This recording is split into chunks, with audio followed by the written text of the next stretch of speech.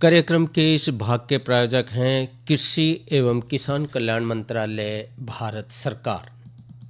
अरे अरे अरे क्या कर रहा है?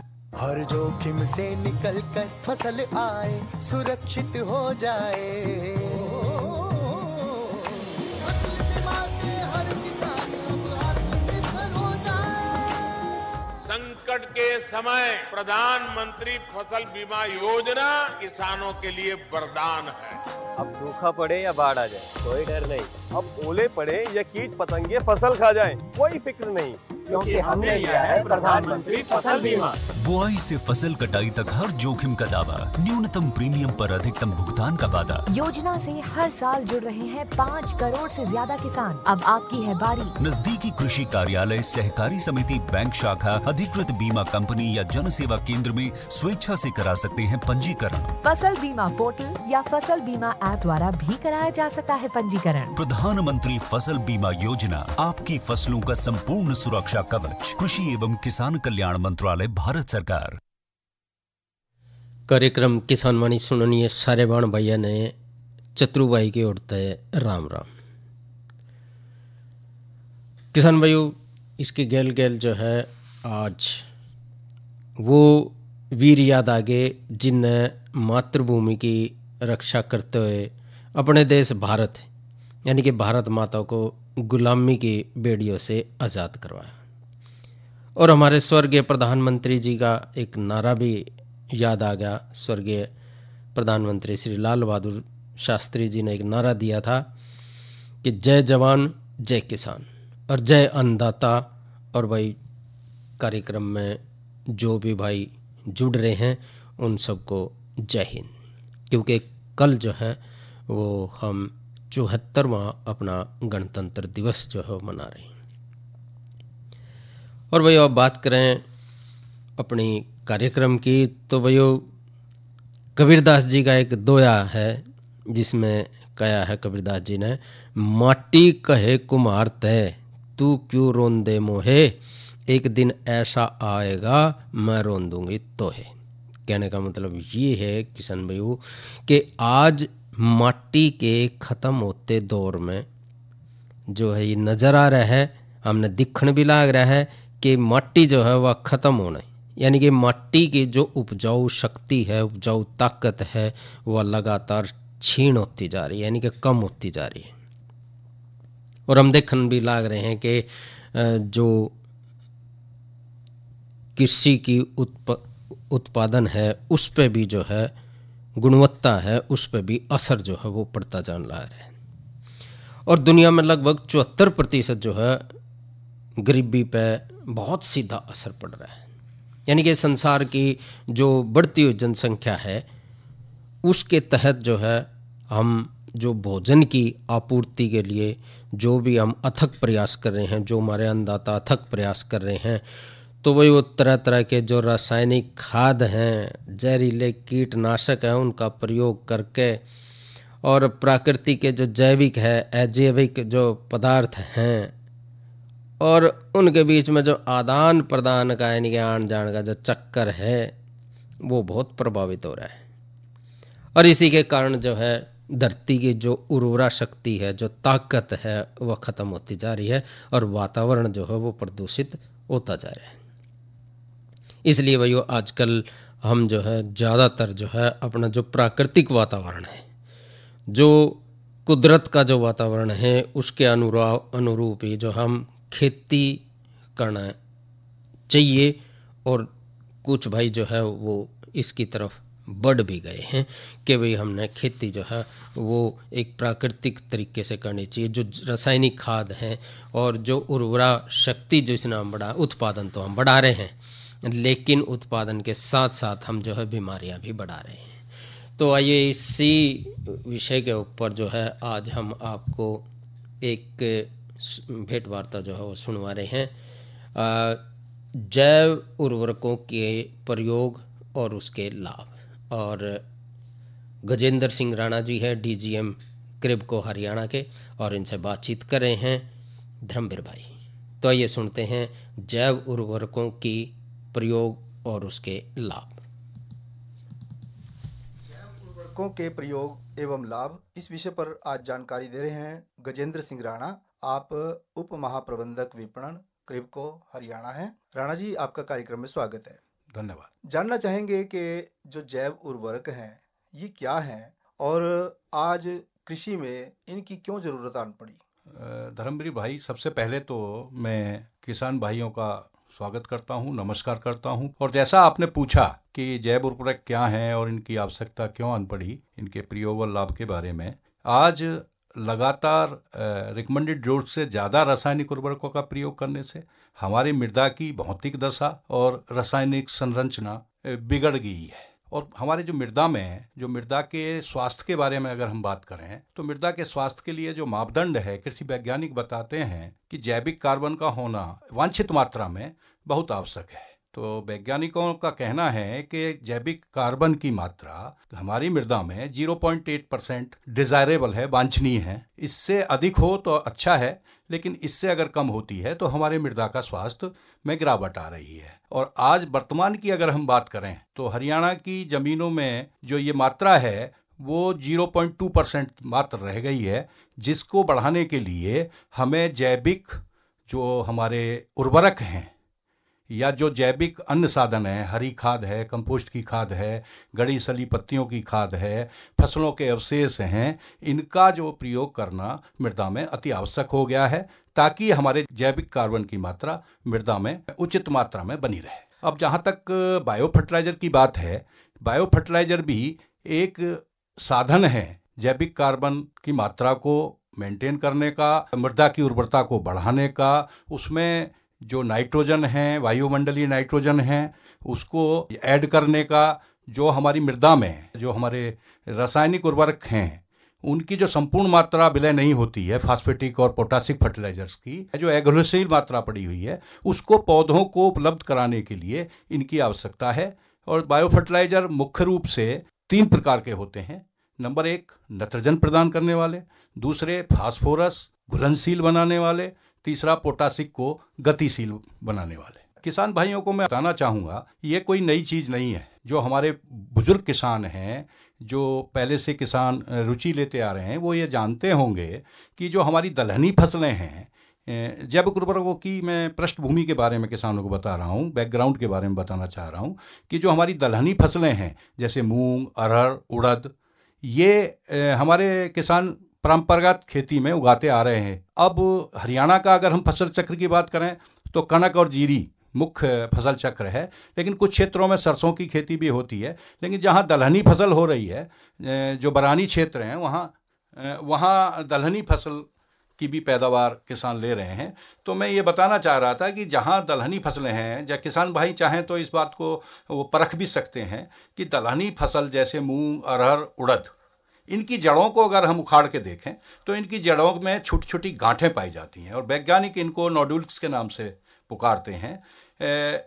प्रयोगशाला में यदि इन गांठों में चीरा लगाते हैं तो उसमें एक गुलाबी रंग का द्रव्य निकलता है और उस गुलाबी रंग के द्रव्य को अगर माइक्रोस्कोप के माध्यम से वैज्ञानिकों ने देखा तो असंख्य जीवाणु उसमें पाए जाते हैं। और उन जीवाणुओं को सर्वप्रथम वैज्ञानिकों ने नाम दिया राइजोबियम स्पीसीज जी, यानी राइजोबियम बैक्टीरिया की प्रजाति जी। यहाँ कहने का आशय यह है कि वो बैक्टीरिया राइजोबियम नाम से जाना गया, लेकिन अलग अलग फसल के लिए वो अलग अलग बैक्टीरिया था। मूंग के लिए अलग था, अरहर के लिए अलग था, उड़द के लिए अलग था। जब इसका प्रचार वैज्ञानिकों ने लैब टू लैंड के माध्यम से किसानों में पहुंचाया गया तो किसानों को बताया कि भैया अलग अलग टीका के नाम से किसानों को परिचित कराया गया।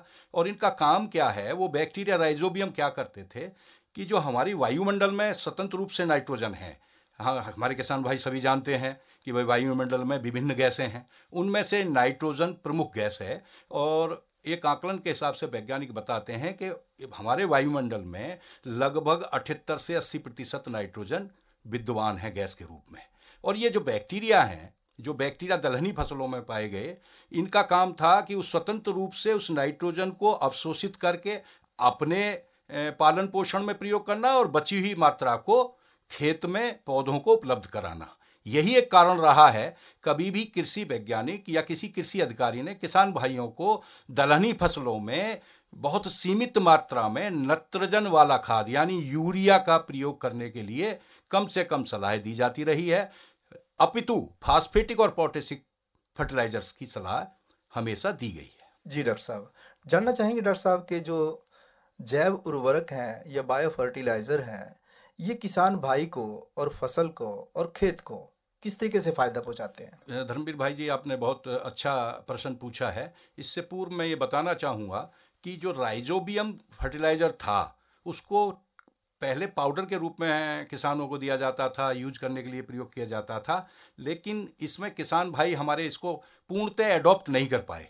तो लगातार कृषि वैज्ञानिक, जैसा कि आप जानते हैं, अपने यूनिवर्सिटीज़ में अपने रिसर्च सेंटर पे काम करते रहते हैं, तो इन्होंने और दूसरे विकल्प तलाशे। एक ऐसा बैक्टीरिया भी नाइट्रोजन प्रदान वाले तलाशा जो सब फसलों में उसका प्रयोग किया जा सकता है। राइजोबियम बैक्टीरिया जो था वो केवल दलहनी फसलों के लिए था, तो अभी वैज्ञानिकों ने एक एजेटोबैक्टर के रूप में एक नया बैक्टीरिया की तलाश की जो सभी फसलों की, सभी धान वाली फसलों के लिए, फल फूल वाली फसलों के लिए भी प्रयोग किया जा सकता है, और वो नाइट्रोजन, जो वायुमंडलीय नाइट्रोजन है, उसको अवशोषित करके फसलों को प्रदान कर सकता है। तो जो नाइट्रोजन प्रदान करने वाला बैक्टीरिया है उसको एजेटोबैक्टर के नाम से जाना जाता है। जो फास्फोरस को घुलनशील कराने वाला बैक्टीरिया है उसको विभिन्न नाम से, लेकिन उसका आशय केवल है कि फास्फोरस को घुलनशील बनाना और पौधों को उपलब्ध कराना, यानी कि घुलनशील अवस्था में परिवर्तित कर देना। कौन सी फास्फोरस को? कि जो इससे पूर्व इनकी महत्ता जानने के लिए, इनको समझने के लिए मैं किसान भाइयों को बताना चाहूँगा कि उर्वरक उपयोग क्षमता है। किसी भी फर्टिलाइजर को हम प्रयोग करते हैं तो उससे उस फसल को कितना लाभ, या उस फर्टिलाइजर का हमारी फसलें कितना लाभ ले पाती हैं, उस विशिष्ट फर्टिलाइजर की उर्वरक उपयोग क्षमता कहलाती है। तो यदि मैं बात करूं यूरिया की, तो वैज्ञानिक लोग बताते हैं यदि हमारी मृदा की आदर्श स्थिति है, यानी रेतीली मिट्टी नहीं है, जल भराव की स्थिति नहीं है, ज़्यादा टेम्परेचर नहीं है, तो यदि हमारे किसान भाई जब 100 किलोग्राम यूरिया का प्रयोग करते हैं तो उसमें से हमारे वैज्ञानिकों का ये स्टडी है, रिसर्च है कि मात्र 70 से 75% यूरिया ही वो फसल ले पाती हैं। बाकी 25 से 30 किलोग्राम जो यूरिया है वो या तो वॉलेटिलाइजेशन रूप में या लीचिंग लॉस में चला जाता है। जी, ऐसे ही अगर हम फास्फेटिक फर्टिलाइजर की बात करें, जो कि बहुत महंगा फर्टिलाइजर है, हमारे किसान भाई, आपके माध्यम से मैं अपने किसान भाइयों को ये बताना चाहूँगा कि भारत में फास्फेटिक फर्टिलाइजर के बहुत कम कारखाने हैं। यानी कुल खपत की अगर हम बात करें तो उस कुल खपत में से लगभग 80 से 90% हम इंपोर्ट पे निर्भर रहते हैं और 10% ही उत्पादन हमारे देश में होता है।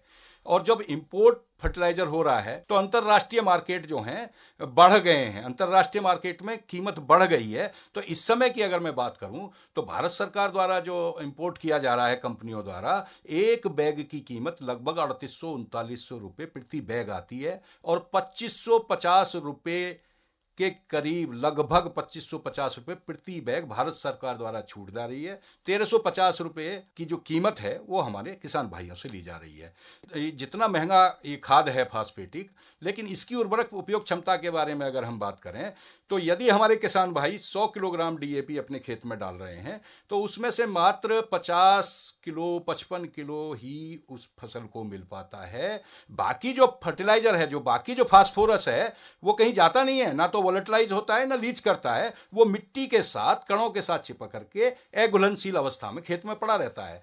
तो जो ये फास्फोरस सोलुलाइजिंग बैक्टीरिया जो है दूसरा, इसका काम ये है यदि हमारे किसान भाई इसका प्रयोग करते हैं तो जो अनुपलब्ध फॉर्म में जो हमारी फास्फेट खाद पड़ी हुई है, फास्फोरस पड़ी हुई है, उसको घुलनशील करके पौधों को उपलब्ध कराते हैं। बहुत अच्छा। ऐसे ही अगर हम पोटासिक फर्टिलाइजर की बात करें तो इसका नाम है KMB। कई ग्रुप के बायो फर्टिलाइजर हैं, लेकिन हर फसल के लिए, धान वाली फसल के लिए NPK नंबर 1 करके हमारे बायो फर्टिलाइजर है, और ये लिक्विड कंसोर्टिया के रूप में है। इसमें जो बैक्टीरिया तीसरा है वो है KMB, पोटास मोबिलाइजिंग बैक्टीरिया। देखो किसान भाइयों को यहाँ ये भी जानकारी देना चाहूँगा कि पौधे को जो अपना जीवन चक्र पूरा करने के लिए लगभग 16-17 तत्वों की आवश्यकता होती है, जिसमें से हम मुख्य रूप से नाइट्रोजन वाली खाद, फास्फोरस वाली खाद और पोटास वाली खाद दे रहे हैं।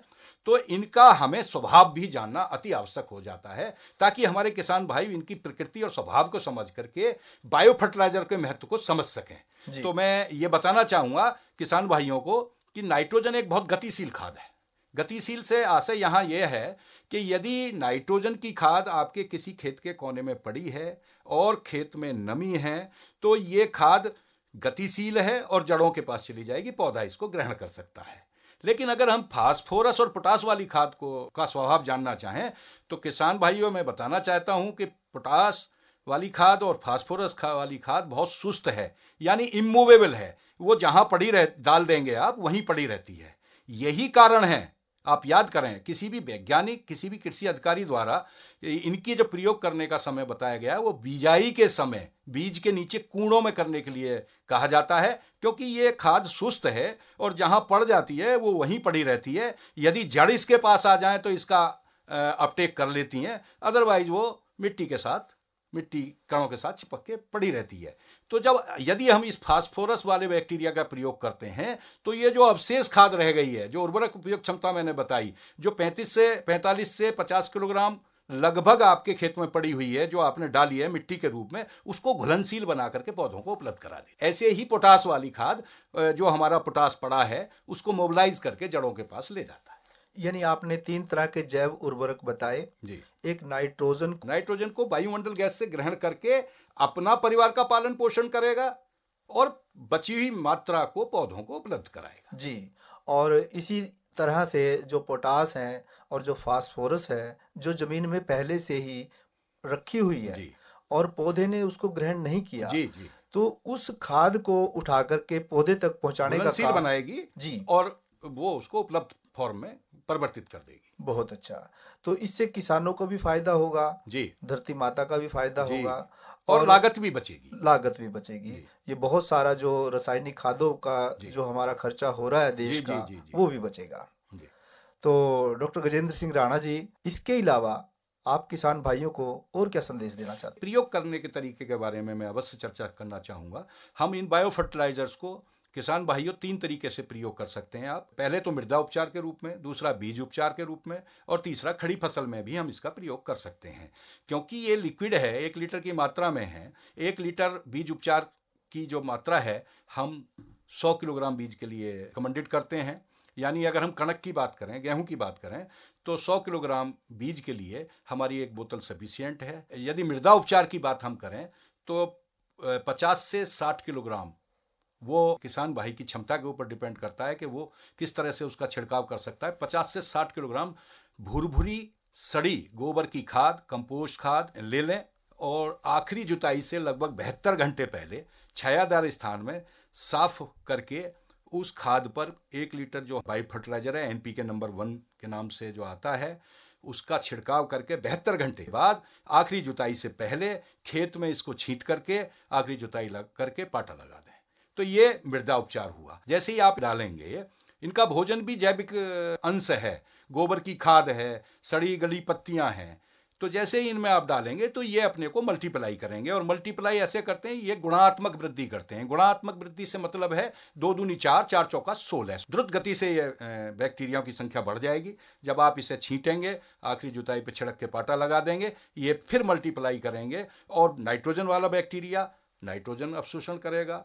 PSM वाला बैक्टीरिया आपके खेत में जो अनुपलब्ध फॉर्म में पड़ी हुई फास्फोरस और पोटास है, उसको घुलनशील और मोबिलाइज करें। यह हुआ मृदा उपचार। यदि कोई किसान भाई मृदा उपचार नहीं करना चाहते हैं तो वो बीज उपचार में भी कर सकते हैं। बीज उपचार के रूप में अगर हम गेहूं की बात करें तो 100 किलोग्राम गेहूं के लिए 1 बोतल काफ़ी है। वो 24 घंटे पहले अच्छी तरह से ढेर में मिला करके, गेहूं के बीज में मिला करके रख दें छायादार स्थान पे। मिलाएं इस तरह कि ये जो द्रव है, ये जो लिक्विड है, उन दानों में चिपक जाए, ठीक परत बना ले और बिजाई कर दें। यह बीज उपचार हुआ। यदि हम धान की बात करें तो पौधरोपण को भी पौधों को डिप कर करके आप लगा सकते हैं। आधा लीटर बायो फर्टिलाइजर 200 लीटर पानी में डाल करके, 100 लीटर पानी में डाल करके, जब आप पौध लगाने जा रहे हैं 5-10 मिनट उसमें डुबो कर रख दें। आशय यह है कि वो बैक्टीरिया उनकी जड़ों से चिपक जाए और आप पौध रोपाई भी कर सकते हैं। मृदा उपचार अगर नहीं कर पा रहे हैं तो बीज उपचार कीजिए। अगर बीज उपचार भी आप नहीं कर पाए हैं तो खड़ी फसल में भी इसका प्रयोग वैज्ञानिक रिकमेंडेड करते हैं। और खड़ी फसल में प्रयोग करने की अगर हम बात करें तो कोई भी खड़ी फसल है उसमें आप 30 से 40 दिन की अवधि के बीच ही इसका प्रयोग करें। ये जिंदा जीवाणु हैं, बैक्टीरिया हैं, ये जमीन में जाएंगे, अपना परिवार बढ़ाएंगे, मल्टीप्लाई करेंगे, फिर जो इनका कार्य है वो करेंगे। तो इसका खड़ी फसल में प्रयोग करने के लिए ये सलाह दी जाती है कि जब पानी आप दे रहे हैं तो मुहाने पे किसी लकड़ी के सहारे इस बोतल को उल्टा टांग करके इस तरह सुराख करें कि ये बूंद बूंद करके टपके, ताकि पूरे खेत में सिंचाई के पानी के साथ फैल सके। जो आप जैसा पूछ रहे थे कि लाभ भी बताइए, तो इसके 4-5 लाभ हमारे किसान भाइयों को मिलते हैं कि जब हम इसका प्रयोग करते हैं तो हम किसान भाइयों को सलाह देते हैं कि जितनी मात्रा रिकमेंडेड डोज वो डाल रहे हैं उससे 20 से 25% रासायनिक उर्वरकों की मात्रा कम कर दीजिए इनके प्रयोग के साथ में। और इनके प्रयोग करने से लगभग 15 से 20% उपज में वृद्धि देखी गई है, अगर किसान भाई ने सही तरीके से यूज किया है। दूसरा, हमारे वातावरण के लिए ये बड़े मित्र हैं, जल और हमारी मृदा का स्वास्थ्य के लिए है। और जो उसका जो प्रोडक्शन है, उसकी जो क्वालिटी है, अगर हम सब्जी की बात करें, अगर फल की बात करें, तो इसके प्रयोग करने से उसमें जो पुराना स्वाद जो हम ढूंढ रहे हैं हमारे उपभोक्ताओं को, उसकी भी उत्तरोत्तर वृद्धि होती है। सबसे महत्वपूर्ण बात यह है, यदि हम इसका प्रयोग करते हैं तो हम भारतीय राष्ट्रीय पैसे की भी बचत करते हैं। पैसे के साथ साथ हमारे किसान की लागत के साथ साथ उत्पादन भी बढ़ता है, हमारे मृदा का स्वास्थ्य भी बना रहता है। तो जैव उर्वरकों के प्रयोग और लाभ के बारे में डॉक्टर गजेंद्र सिंह राणा जी, आपने बहुत अच्छी जानकारी दी। किसान भाई इस जानकारी से फ़ायदा उठाएंगे, ऐसी हमने उम्मीद है। आपने हमारे से बातचीत की और ये बेशकीमती जानकारी दी। इस सब जानकारी के लिए आपका बहुत बहुत धन्यवाद। आपको भी धन्यवाद किसान भाई, और राम राम। तो भाई ये तो सुनी हमने धर्मवीर भाई से बातचीत, राणा जी से, डॉक्टर गजेंद्र सिंह राणा जी, DGM क्रिप्को हरियाणा। और भाई मौसम जो है वो क्या कह रहा है, आइए सुनते हैं। किसान भाइयों राम राम। मौसम पूर्वानुमान एवं कृषि सलाह के साथ मैं हूं डॉक्टर ममता, मौसम विशेषज्ञ, चौधरी चरण सिंह, हरियाणा कृषि विश्वविद्यालय, कृषि विज्ञान केंद्र, कुरुक्षेत्र। किसान भाइयों, कुरुक्षेत्र जिले का आज का अधिकतम तापमान 21.9 डिग्री सेल्सियस रहा। न्यूनतम तापमान 12.7 डिग्री सेल्सियस रहा। नमी की बात करें तो सुबह और शाम की सापेक्ष आर्द्रता 97 और 73% रही। हवा की रफ्तार 8 किलोमीटर प्रति घंटा रही। अब हम बात करते हैं आने वाले मौसम के पूर्वानुमान की। किसान भाइयों, 28 जनवरी तक मौसम आमतौर पर परिवर्तनशील रहने का अनुमान लगाया जा रहा है। इस दौरान बीच बीच में आंशिक बादलवाई रहने का अनुमान लगाया जा रहा है और वातावरण में नमी की मात्रा में हल्की बढ़ोतरी होने का अनुमान लगाया जा रहा है। किसान भाइयों, पश्चिमी विक्षोभ के कारण जिले में 25 जनवरी को कहीं कहीं पर हल्की बारिश हो सकती है और 28 जनवरी से एक और पश्चिमी विक्षोभ के कारण मौसम में फिर से बदलाव होने का अनुमान लगाया जा रहा है। अब हम बात करते हैं मौसम पूर्वानुमान आधारित कृषि सलाह की। किसान भाइयों, जैसे कि पश्चिमी विक्षोभ के कारण मौसम में बदलाव हो सकता है, तो आपसे निवेदन है कि आप अपने फसलों में सिंचाई और छिड़काव रोक लें। साथ ही किसान भाइयों, इस समय गेहूं की फसल में पीला रतुआ रोग होने की संभावना हो सकती है। आपसे निवेदन है कि आप अपनी फसलों की निरंतर निगरानी करते रहें। धन्यवाद। तो भैया ये तो रही मौसम की जानकारी। और भैया अब बातचीत कर लें प्रधानमंत्री मत्स्य संपदा योजना के बारे में। भैया जलीय क्षेत्र को बढ़ावा देने के लिए देश में जो सभी क्षेत्र के लोग हैं, और भैया हम देखने भी लग रहे हैं कि अपने गांव गुआंड में जितने भी लवद हो रहे हैं, अपना आजकल नए तालाब खुद गए हैं। और नए तालाबों में जो है आप देखने लग रहे हो कि दो तालाब खोदे हैं भैया, एक नए पानी के लिए और एक जो है पुराने पानी के लिए, यानी कि नया पानी बदलने के लिए, ताकि जो मछली है उसको कोई भी प्रकार, किसी भी प्रकार से हानि ना पहुँच सके। और भाइयों इस योजना के तहत जो है मछली पालन को जो है प्रोत्साहन दिया जा रहा है, मछुआरों तक को उनको ऋण की सुविधा है। लेकिन भाइयों जो अब अपने क्षेत्र की बात करें तो जिन भैया ने मछली पालन का व्यवसाय कर रखा है तो भाई वो बीमा कवरेज जरूर करा ले, और जितना भी हो उसका कि नए तालाब की जो योजना है उसमें जो है आप सभी शामिल होकर प्रधानमंत्री मत्स्य योजना का लाभ भी आप उठा सकें। और ज़्यादा जानकारी के लिए अपने नज़दीक का जो भी अपना कृषि विज्ञान केंद्र है उसमें जाकर आप ज़रूर बातचीत कर लें। और एक भाइयों थोड़ा सा मनोरंजन, आइए सुनते हैं ये रागनी।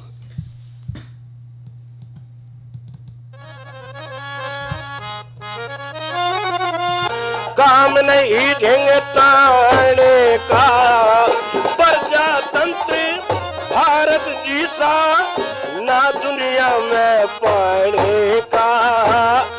हर मानस आजादी अड़े पर काम नहीं ढेंगे ताने का। हर मानस आजादी अड़े पर काम नहीं ढेंगे ताने का।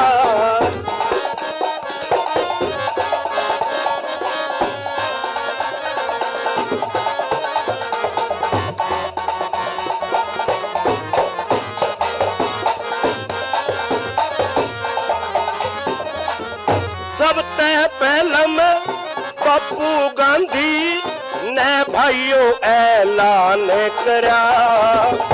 अधिवेशन 1930 में होया ते व्याख्यान करा। स्वतंत्र भारत होना से निश्चय हो फरमान करा। 26 जनवरी का दिन होगा चेतन हिंदुस्तान करा। तो भाई ये तो सुनिए आपने रागनी। और भाई कल के कार्यक्रम का अगर थोड़ा सा जिक्र कर ले, कल है 26 तारीख और वीरवार रहेगा। और कल जो है कार्यक्रम में जो चर्चा रहेगी वो रहेगी मधुमक्खी पालन के बारे में और नई उमंग नई योजना के बारे में, बसंतकालीन मक्का की बिजाई के बारे में। तो ये तो रही कल के कार्यक्रम की जानकारी। और भाई मोटे अनाज की अगर बात करें तो भाई बाजरा जो है वो हम सब ने जो है खाना चाहिए, क्योंकि मोटा अनाज जो है वो जल्दी पच भी जाए है। कार्यक्रम के इस भाग के प्रायोजक थे कृषि एवं किसान कल्याण मंत्रालय, भारत सरकार। अरे अरे अरे क्या कर रहा है? इधर इधर इधर हम बोल रहे हैं तेरे बीजू का। पुतला बोल रहा है? पक्षियों से तो हम खेत को बचा लेते हैं, पर इन घातक रसायनों से कैसे बचाएं? मतलब? देख बेटा, खर्चा कम और उपज की कीमत भी बेहतर पा रहे हैं। सच है? रे बेटे एक्सपीरियंस से बता रहे हैं, धूप में बाल सफेद नहीं किए हैं। ठीक है भाई, मैं भी आज से जैविक खेती शुरू करूंगा। माटी से प्रेम की परंपरा है, परंपरागत खेती। कार्यक्रम के इस भाग के प्रायोजक थे कृषि एवं किसान कल्याण मंत्रालय, भारत सरकार।